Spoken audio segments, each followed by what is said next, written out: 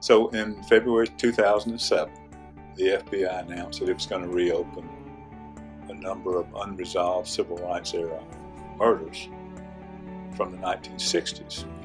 And one of the names was Frank Morris. I was 8 or 9 years old in 1964 when Frank Morris died, and even though I lived near Faraday, I had never heard of Frank Morris before. So we got the information that his name was on the list. Just a few hours after first hearing of Frank Morris, I wrote my first story. If the community newspaper doesn't get involved and try to figure out what happened, nobody else is going to do it. So that's how I started.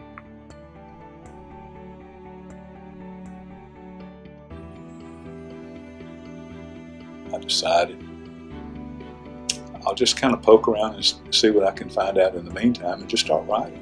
And that's what I did.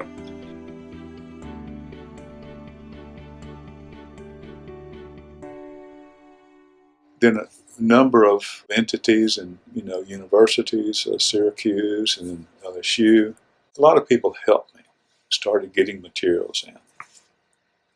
So the question on Frank Morris was, number one, who did it? And number two, why?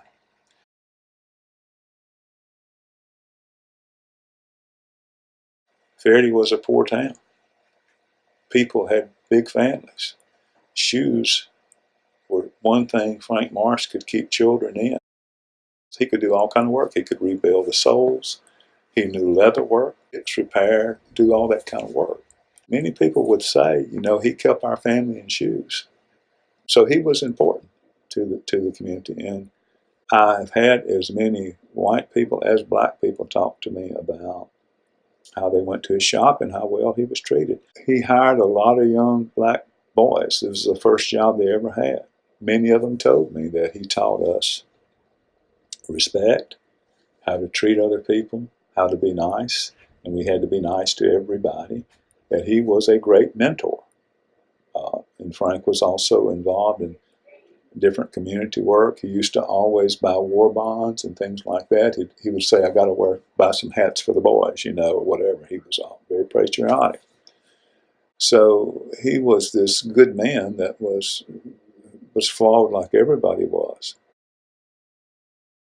There he was in his own shop, sleeping in his own bed, minding his own business and bothering no one.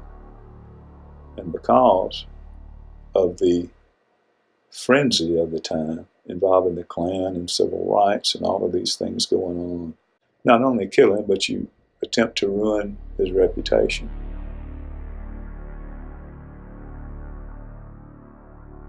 Frank was the kind of guy that if you drove down the street, you yell, hey Frank, he's going to step out right on that street and wave back and say something to you. I had a white woman to tell me that when she was a child, that they had a business down the street and that she would go to Frank's store all the time just to watch him work with the leather. Said he would always give her cookies. People had fond memories. Frank Morris was sleeping in a back room of his shop one night, December 10, 1964, after midnight, and he heard glass break. He saw two things.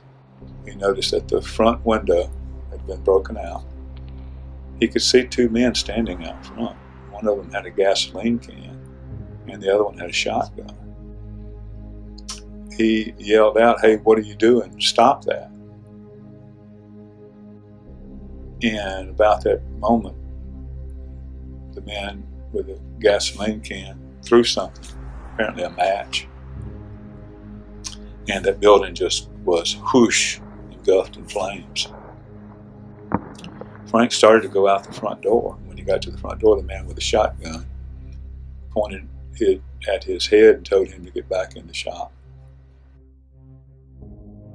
And so I made a list of every name that I could find, and I started going down that list. Many of them were dead. And during a phone call I made one day to a man named Bill Frazier from Minden, he answered the phone. I told him who I was. He says, I know who you are. I said, I'm calling about the Frank Morris case. You know anything about it? And he said, well, as a matter of fact, I do. He said that his ex-brother-in-law, a man named Leonard Spencer from Rayville, had told him back in the late 1960s that he and another man had gone to Faraday to burn down a shoe shop. And when they got to the shoe shop, they were surprised when somebody came to the front door. They didn't think anybody was going to be there. The FBI was certain that this notorious deputy here named Frank DeLauder was somehow involved. So how do you get from Frank DeLauder to Leonard Spencer? How do you connect these two men together? Well, in the documents was the name of a man named Ku Paso. And Paso was born in LaSalle Parish and had lived a life as a drifter. Paso was found by the FBI in 1967 and secretly brought back to the Faraday area.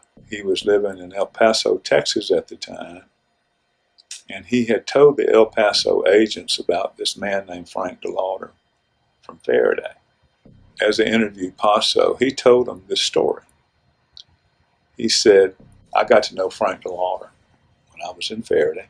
I joined the Klan. DeLauder was in the Klan.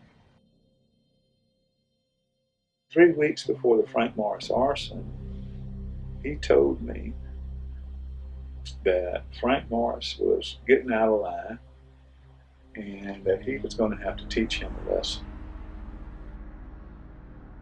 And he said, he's just a smart aleck and I'm going to have to deal with him. And then on the night of December 8th or 9th, Paso says, I'm riding around in the car with DeLauder and we pass Frank Morris's shoe shop. And DeLauder just begins to rant about Frank Morris, how he's going to have to teach him a lesson in the community of black community a lesson for being uppity. An uppity black person in the eyes of a Klansman or a bad cop was something that they hated. Also says as they pass the shop, DeLauder is just furious with it. And a night or two later, the shop was burned to the ground.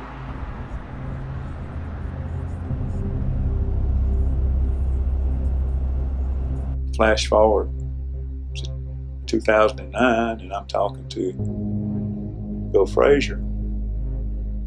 I asked him, well, you say that Leonard Spencer came to Faraday with another man who did this. Who was the other man? He said, Ku Paso. And his sister told me she saw Paso in Minden many years later. And somehow the subject of Frank Morris, the shoe shop, came up. She said, yes. He admitted, he said, me and your ex-husband went to Faraday and burned that shop down. Nobody was supposed to be there, but we burned it down. So there was the connection. Paso is in the car with Frank DeLauder and tells the story that he's railing against Frank Morris. And then they tell me that Paso is the one that recruited Spencer to come to Faraday with him and burn the shop down. Well, I went to see Leonard Spencer in 2010. Spencer denied having any knowledge of who Frank Morris was, admits that he had been in the Klan, but he says, I don't know anything about that shooting. Spencer had a son named Boo. Spencer believed that I was with the FBI. I had to continually tell him, no, I'm not with the FBI. So the son, Boo, tells me, 2 days after I visit him, Spencer comes to his house. It's 10 o'clock in the morning, and he is sitting there in the kitchen, and Spencer says, son, they got me. I'm in deep trouble. The FBI's got me. They've been to my house. I'm the only one left. Everybody else is dead. I don't know what I'm going to do. And the white community liked Frank Morris and did business with him. The white community would say, hey, you know what?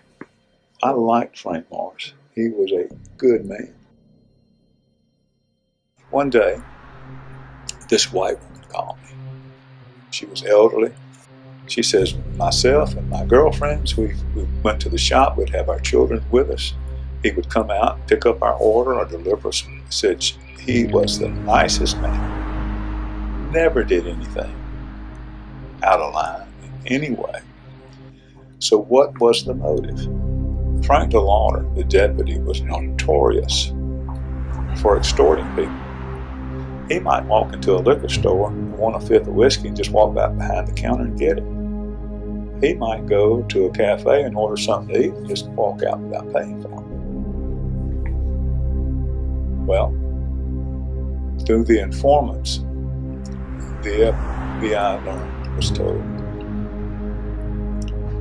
that DeLauder had not paid any of his bills for shoe repair work at the shoe shop, and also had ordered a pair of cowboy boots, and when they came in, he wouldn't pay for them. Frank Morris, this took a tremendous amount of courage, told DeLauder. He said, well, I am not going to provide you free service. I can't do it. I can't afford it. Everybody else pays for their service, and you're going to have to too. And that statement, standing up to the deputy, infuriated him. That's where he got this uppity. Frank Morris is this uppity N-word who is going to tell me, a white man and a policeman, I'm going to teach him a lesson. And what I believe happened was he told Paso, probably the night when they were riding around, he says, you go burn that shop. I don't think that Frank DeLauder intended to kill Frank Morris. I think what he intended to do was burn him out, because Frank's whole life was in that shop. So I think the motive was he was going to burn his shop down, put him out of business, and that was going to be a lesson to the black community, that if you talk to white people this way, this is what's going to happen.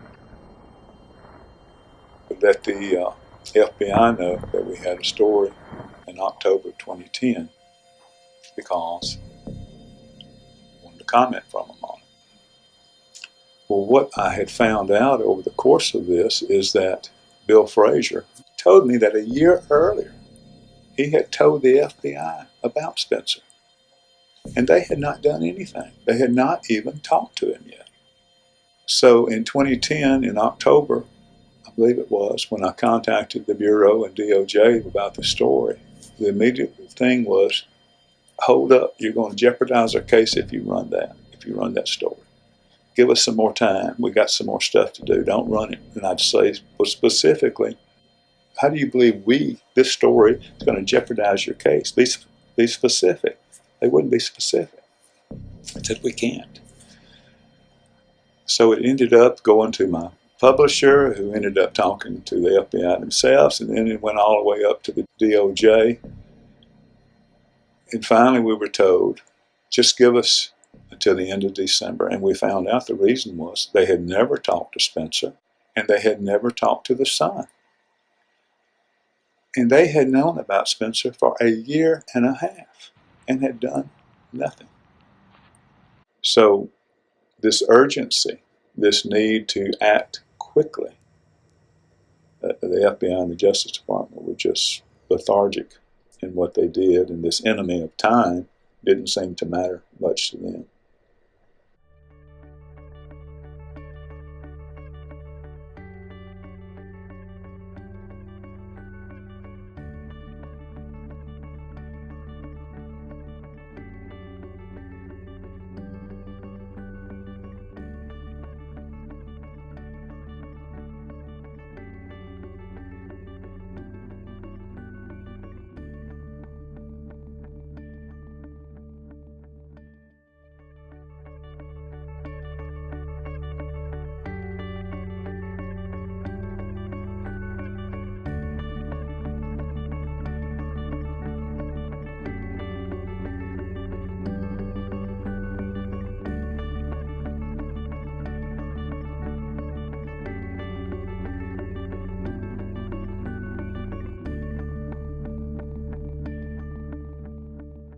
as a result of that story, I got a phone call from Rosa Williams, who was Frank Marsh's granddaughter.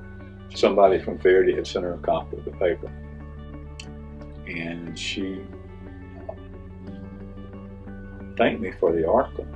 And she said, you know, I've learned more in that one article than I've known at that time, 40 plus years ago. She always wanted to know what happened